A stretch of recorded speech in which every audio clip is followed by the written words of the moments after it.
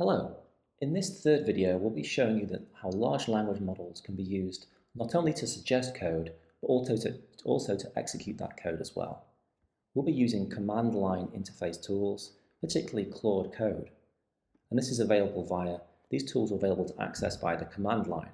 So using the terminal application in Mac operating system, or using the terminal window in your IDE, or using the command prompt system in the Windows operating system. And so here we have provided a simulated dataset with a known correlation between education and depression. And we're asking the agentic system to conduct analyses for us. So firstly to describe these variables and plot them, and then to analyze the association between education and depression, and finally to create a visually compelling combined plot which includes both descriptive distributions and regression analyses.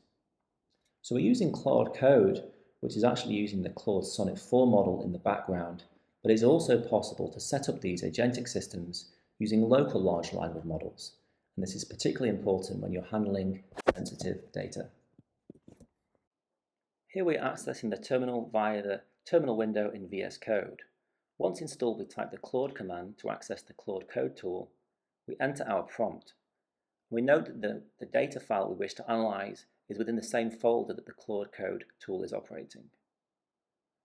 The tool creates a to-do list, firstly to analyze the dataset and the file structure, and then secondly to load the data and describe the variables.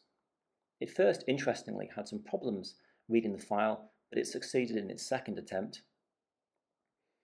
And throughout the rest of the video, you will see the outputs of this tool. You will see how it loads the dataset, it describes the variables, and it begins producing plots of the variables and the relationships between them.